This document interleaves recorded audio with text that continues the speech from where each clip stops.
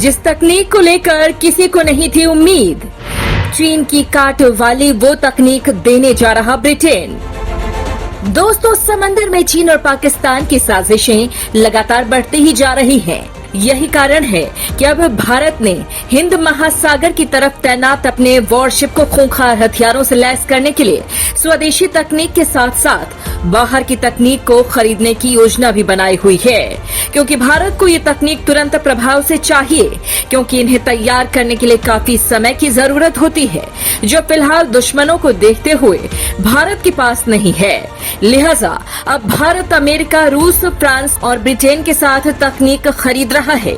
और दोस्तों, इसी क्रम में भारत ने ब्रिटेन से एक ऐसी शानदार तकनीक खरीदी है जो चीन के हथियारों के लिए सबसे बड़ा काल है। चीन सोच भी नहीं पा रहा है कि ब्रिटेन ने भारत को उसके वॉरशिप्स के लिए ऐसी डेडली तकनीक कैसे दे दी है।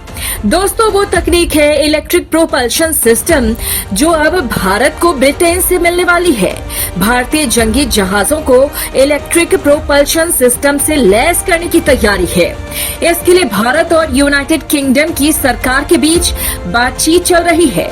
इसका नतीजा सुखद रहा तो इलेक्ट्रिक प्रोपल्शन सिस्टम भारत में विकसित किए जाएंगे, जिनसे लड़ाकू जहाजों को जबरदस्त ऊर्जा मिलेगी।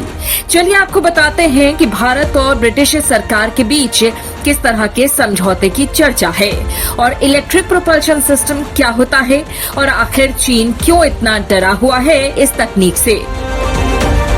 दरअसल इसी साल जनवरी महीने में भारत के रक्षा मंत्री राजनाथ सिंह 2 दिन के दौरे पर यूके गए थे।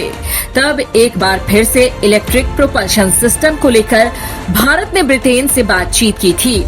फरवरी में यूके की chief of naval staff admiral Ben के ने पुष्टि भी की थी कि उनकी भारतीय navy chief admiral R Hari Kumar से बातचीत हुई है कि भारतीय नौसेना के अफसर ब्रिटेन आकर इलेक्ट्रिक प्रोपल्शन से जहाजों को चलाने के सिस्टम को जान सकते हैं।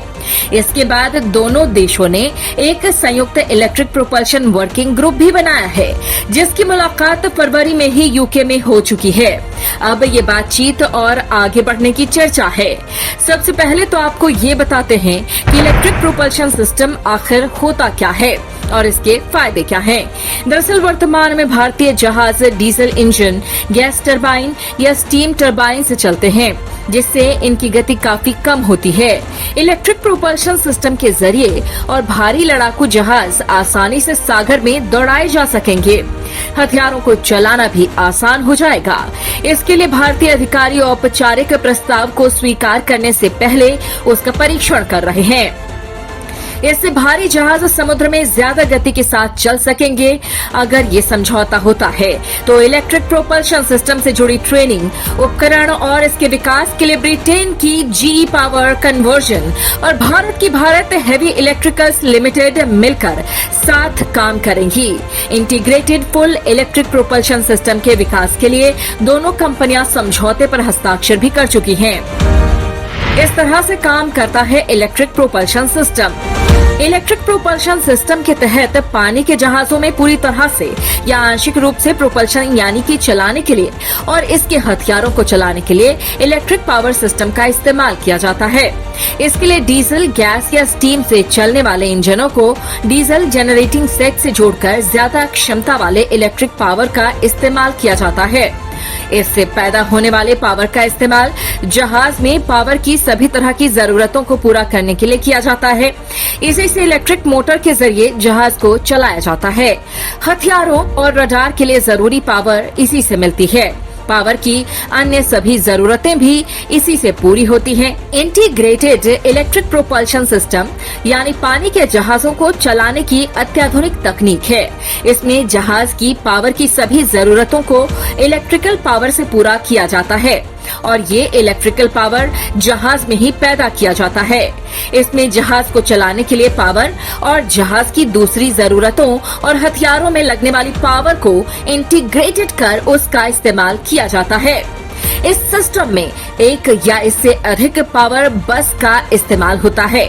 जो एक दूसरे से जुड़े होते हैं और इनके जरिए प्रोपल्शन और जहाज की दूसरी सेवाओं के लिए पावर का डिस्ट्रीब्यूशन किया जाता है। इस सिस्टम को इंटीग्रेटेड फुल इलेक्ट्रिक प्रोपल्शन भी कहा जाता है, जिसके लिए भारत और यूके के बीच समझौते की संभावना बन रही है।